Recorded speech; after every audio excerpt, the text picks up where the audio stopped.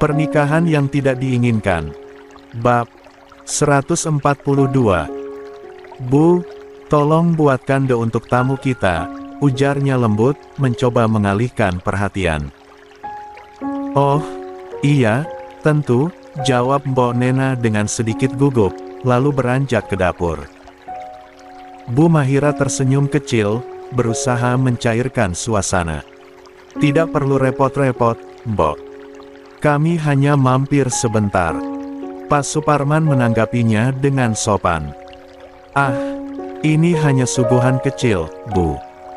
Tamunya jauh-jauh datang, masa tidak dijamu? Tak lama, Mbok Nena kembali dengan nampan berisi dan beberapa camilan sederhana. Suguhan itu diletakkan di meja, lalu dia duduk di samping suaminya. Obrolan ringan pun mengalir. Pak Suparman menceritakan aktivitas sehari-harinya yang kini mengelola perkebunan keluarga mendiang orang tua Safa dan berbagai usaha yang lain. Sementara Mbok Nena menimpali dengan cerita tentang kehidupan desa. Namun, sesekali mata Pak Suparman melirik Azarin yang duduk tenang di samping Bu Mahira. Ada sesuatu tentang Azarin yang membuatnya merasa dihafu postur tubuh, gaya berpakaian, dan gerak-geriknya sangat mengingatkannya pada Safa, keponakannya. Ketegangan mulai terasa ketika Pak Argatama akhirnya menyampaikan tujuan kunjungan mereka. Dengan sopan, dia mengundang Pak Suparman dan Mbok Nena untuk menghadiri pernikahan Din dan Azarin yang akan diadakan di Mekah. Berita itu membuat pasangan parubaya itu terperangah. Pernikahan, ulang Mbok Nena dengan mata terbelalak.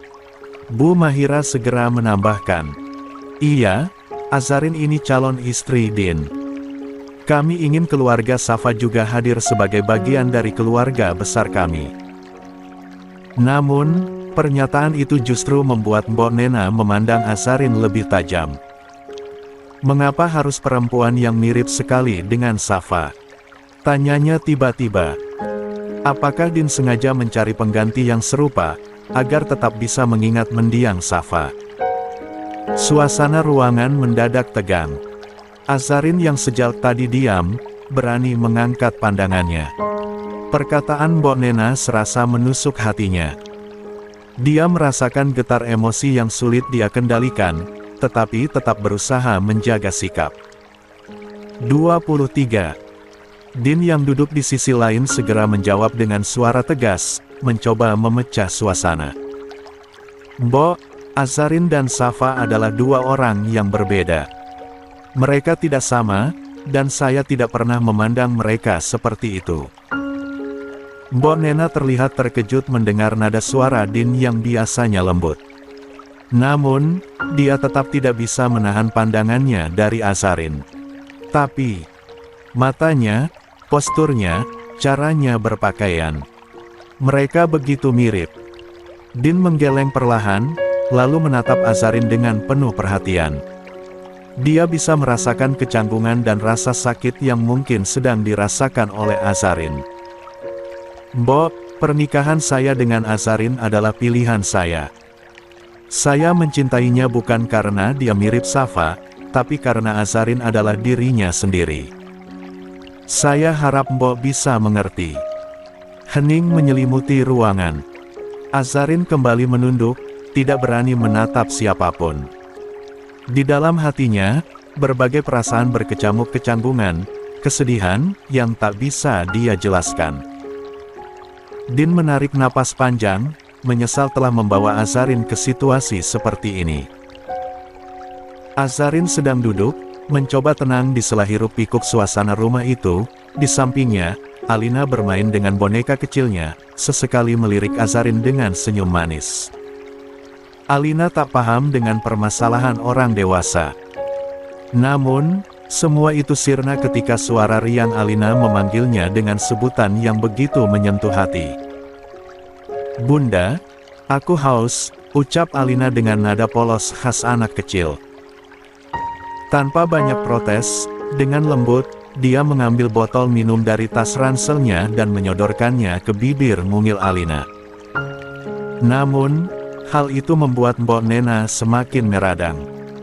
Mata wanita parubaya itu memicing, menatap interaksi keduanya dengan ekspresi penuh kekecewaan. "Din," nada suara Mbok Nena menajam. "Apa ini yang kamu inginkan?" Anak ini memanggil perempuan itu Bunda. Panggilan yang seharusnya hanya untuk Safa. Din mencoba menjelaskan, "Mbok, Alina memanggil Azarin, Bunda atas keinginannya sendiri. Dia masih anak-anak, kami tidak pernah memaksa apalagi mencuci otaknya." Namun, Mbok Nena bersikukuh, melontarkan tuduhan-tuduhan yang tajam. "Tidak mungkin. Dia memanggil seperti itu, karena perempuan ini bercadar, dan perawakannya mirip Safa. Kalau dia tidak bercadar, Alina tidak akan pernah memanggilnya begitu." Perkataan itu seperti pisau yang mengiris hati Azarin. Dia terpojok tanpa tahu apa salahnya. Setiap kata yang keluar dari Mbok Nena terasa menelanjangi harga dirinya. Bu Mahira, yang ingin berbicara, hanya bisa diam karena Mbok Nena tak memberinya celah. Alina yang syok Azarin ditunjuk-tunjuk dan dibentak tak terima ibunya diperlakukan begitu. "Jangan malah sama Bunda. Ini Bunda Alina. Bunda Alina. Bukan Ibu Safa," teriak Alina dengan nada marah khas anak kecil. "Alina, ibu kamu itu Safa. Bukan dia," ujarnya keras sambil menunjuk tajam ke arah Azarin. Mata Azarin mulai berkaca-kaca, tetapi dia tetap menahan diri. "Maafkan saya, Mbok, jika kehadiran saya mengganggu. Saya tidak ingin ada keributan seperti ini," ucapnya pelan, meski hatinya remuk. Din yang melihat Azarin terus merendah semakin geram. Namun sebelum dia sempat berkata sesuatu, Alina menangis keras, memeluk Azarin erat-erat sambil berteriak, "Bunda, ayo pergi." "Alina gak mau di sini," jerit Alina.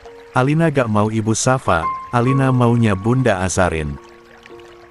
Azarin yang sudah tak kuasa menahan air mata langsung berdiri, memeluk Alina erat seraya berpamitan cepat. Namun, langkahnya terhenti saat seorang perempuan muda muncul di ambang pintu. Usianya tampak 24. Lebih muda dari Azarin, mengenakan gamis panjang dan jilbab rapi yang membuatnya terlihat anggun. Perempuan itu tertegun menatap ketegangan di ruang tamu. Wajahnya langsung menoleh ke arah Din. Namun, sebelum ada yang sempat berbicara lebih lanjut, Mbok Nena melontarkan kalimat yang lebih tajam. "Din, seharusnya kamu menikahi Sifa. Adik Safa ini lebih pantas. Alina tidak akan memanggil perempuan asing tanpa darah Safa sebagai bundanya." Pernyataan itu membuat Sifa terperanjat. Tubuhnya kaku. Dia menatap Azarin yang memeluk Alina erat. Mata Sifa membelalak, seolah baru menyadari betapa mirip Azarin dengan mendiang kakaknya. Azarin, yang tak mampu lagi menahan rasa sakit, memilih keluar dari ruangan sambil memeluk Alina yang masih menangis. Dia berjalan dengan langkah tergesa menuju mobil, berusaha menahan air mata agar tidak tumpah di depan putri kecil itu. Din mengusap wajahnya kasar. Dia sudah tidak bisa menahan amarah. "Mbok, ini sudah keterlaluan," ucapnya dengan nada tertahan.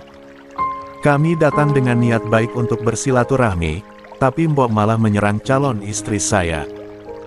"Din, tidak, Mbok. Saya tidak pernah menikahi Sifa karena dia sudah seperti adik saya sendiri. Sedangkan Azarin berbeda. Dia adalah perempuan yang saya minta langsung di depan Ka'bah. Saya mencintainya, dan dia adalah ibu yang Alina butuhkan." Pak Argatama yang duduk di sisi Din akhirnya bersuara, nadanya bijak namun tegas. "Bu Nena, kami datang dengan niat baik. Tapi apa yang terjadi tadi sungguh tidak pantas. Azarin adalah calon istri Din, anak menantu kami. Saya mohon hormati keputusan ini. Jangan sampai perpecahan terjadi hanya karena prasangka." Sepeninggal Azarin, suasana di ruang tamu terasa tegang. Mbok Nena berdiri dengan ekspresi penuh keyakinan, menarik pundak Siva yang tampak malu dan kikuk di sisinya. Siva menunduk dalam diam, tak berani menatap siapapun, apalagi Din. Tapi, Siva lebih pantas jadi ibunya Alina, ujar Mbok Nena dengan nada yang lebih terjaga, namun tegas. Sebagus apapun orang lain, mereka tidak akan pernah sama dengan keluarga sendiri. Siva tidak akan pernah menyakiti Alina. Dia menggeser posisi, berdiri lebih dekat dengan Din sambil tetap merangkul Siva. Siva itu rajin, solehah, berpendidikan, dan yang terpenting, dia memiliki darah yang sama dengan Alina, lanjutnya penuh keyakinan. Din, yang sedari tadi mendengarkan dengan wajah datar, hanya menghela napas berat. Begitu pula Pak Argatama dan Bu Mahira, yang sudah mulai merasa ucapan Mbok Nena kelewat batas. Dibanding kamu menikahi orang lain, lebih baik menikahi Siva. Turun ranjang bukan aib, Din, tambah Mbok Nena, semakin bersemangat. Tapi kalau kamu salah memilih perempuan yang tidak kamu kenal luar dalam, lalu berpisah, itu yang akan menjadi aib. Din menggeser duduknya, menegakkan tubuh, dan tatapannya menjadi lebih tajam. Siva juga Azarin jauh lebih cantik. Baik wajah maupun hatinya, potong Din dengan nada rendah, namun tegas. Suaranya memecah dominasi Mbok Nena. Dia perempuan berkarakter, perempuan kuat, lanjutnya. Mbok Nena terdiam, sedikit terkejut dengan respons itu. Sementara Siva semakin menunduk, tak berani angkat wajah. Jika Mbok berkata Azarin tidak layak, saya ingin tahu, dari sisi mana dia tidak layak.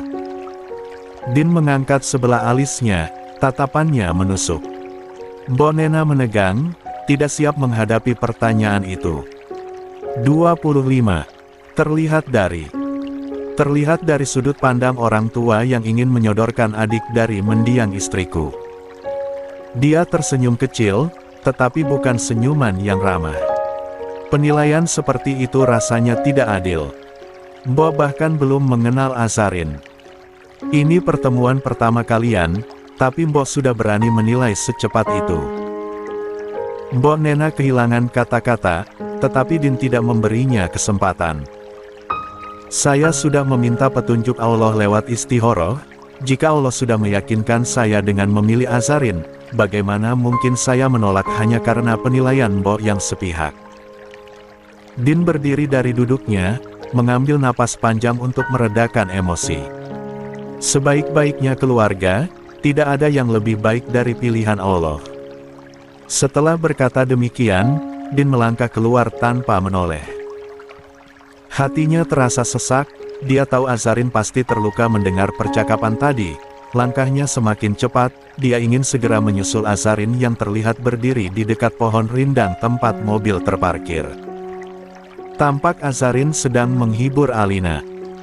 Di ruang tamu, Pak Argatama akhirnya angkat bicara. Saya tidak mengerti bagaimana ibu bisa berpikir seperti itu. Din sudah membuat pilihannya, dan sebagai keluarga, tugas kita adalah mendukung, bukan menciptakan keraguan. Nada suara Pak Argatama penuh kekecewaan, tetapi tetap terukur. Sebagai orang tua Din, saya tidak pernah memaksakan siapa yang akan menjadi pendampingnya. Itu adalah haknya. Namun, melihat Ibu Nena dengan terang-terangan menyodorkan adik iparnya, meski tahu Din sudah akan menikah, saya rasa itu tidak etis. Apalagi sampai menyakiti hati calon menantu kami. Bu Mahira mengangguk setuju.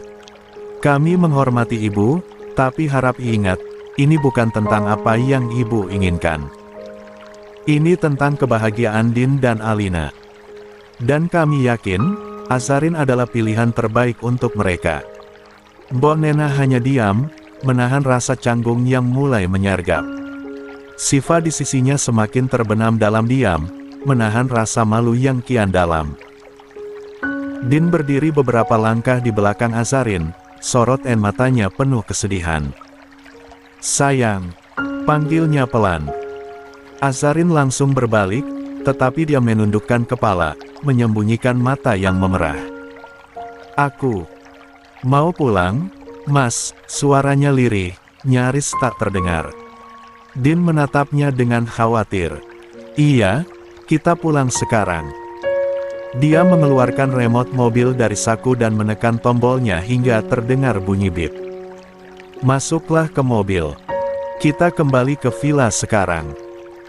Aku mau pulang ke rumahku, Mas, potong Azarin, suaranya bergetar. Perkataan itu membuat langkah Din terhenti. Jantungnya serasa mencelos. Dia tahu Azarin terluka, tetapi tak menyangka keputusan itu begitu cepat diambil. Sayang, kita bicara baik-baik, ya, pinta Din, suaranya terdengar rapuh. Tatapannya penuh harapan, berharap Azarin memberikan sedikit ruang untuk menjelaskan. Namun, Azarin menggeleng pelan, tetap menunduk. Aku butuh waktu buat berpikir ulang, Mas. Wallahi, tadi benar-benar menyakitkan, ucapnya dengan nada lirih, namun tegas. Din hanya mampu menatap punggungnya ketika Azarin segera masuk ke dalam mobil. Dia tetap mematung di tempat, seperti terpaku oleh ucapan Azarin. Tatapannya mendadak kosong, pikirannya penuh dengan penyesalan dan rasa bersalah. 26. Sepanjang perjalanan menuju villa, suasana di dalam mobil terasa begitu dingin dan canggung. Azarin hanya diam, matanya terpaku pada jalanan di luar jendela. Di pangkuannya, Alina terlelap pulas, kepalanya bersandar di dada Azarin, sementara tangan mungilnya menggenggam kerudung wanita itu dengan erat. Din yang duduk di depan kemudi berdampingan dengan sang ayah, juga tak banyak bicara. Wajahnya dingin, pandangan fokus pada jalan tanpa ekspresi sedikitpun. Suasana yang kurang nyaman itu, membuat Pak Argatama diam-diam melirik istrinya di belakang, yang duduk di samping Azarin. Keduanya bertukar pandang tanpa kata, seolah memahami bahwa pembicaraan apapun saat ini hanya akan memperburuk suasana. Mereka sengaja membiarkan keheningan mengisi perjalanan, memberikan waktu kepada Azarin dan Din untuk mencerna apa yang telah terjadi. Beberapa menit berlalu dalam kesunyian, hingga akhirnya Bu Mahira mencoba mencairkan suasana. Nak Azarin, bagaimana kalau kita singgah dulu di restoran? Kita makan siang bersama, biar suasana sedikit tenang, tawarnya lembut. Azarin menoleh dengan sorot mata lelah. Aku mau langsung pulang saja, Bu. Tidak apa-apa, kan? Suaranya lirih, hampir seperti bisikan. Bu Mahira tersenyum kecil, mencoba memahami keadaan calon menantunya yang sedang goyah. Baiklah, Nak. Kalau begitu, kita pulang saja. Nanti Ibu masak untuk makan siang kita. Azarin hanya mengangguk samar, lalu kembali menyandarkan tubuhnya di kursi mobil. Pandangannya kosong, tetapi pikirannya terus berputar. Sementara itu, Din tetap diam, fokus pada kemudi, tak sekalipun melirik ke belakang. Setelah perjalanan yang terasa begitu panjang, akhirnya mereka tiba di villa. Din segera mematikan mesin mobil dan keluar tanpa berkata sepatah kata pun. Langkahnya cepat, membuka pintu tempat Azarin duduk. Gerakan mendadaknya membuat Azarin sedikit terkejut, sementara Bu Mahira yang melihat itu hanya mengernyitkan dahi, merasa ada sesuatu yang tidak biasa pada putranya. Din menunduk, perlahan mengambil Alina yang masih tertidur dari pangkuan Azarin. Gerakannya lembut, tetapi Azarin tetap refleks menjauhkan wajahnya saat Din mendekat terlalu dekat. Mata mereka sempat beradu. Sekilas saja, cukup untuk membuat jantung Azarin berdebar tak karuan. Azarin memalingkan wajah, berusaha menenangkan diri, meski ada rasa sakit yang perlahan menjalari hatinya melihat sikap dingin Din. Nak, ayo turun, suara lembut Bu Mahira menyadarkannya. Tangan hangat wanita parubaya itu menyentuh tangannya, membuat Azarin tersentak kecil. Dia segera mengangguk, lalu turun dari mobil dengan langkah pelan.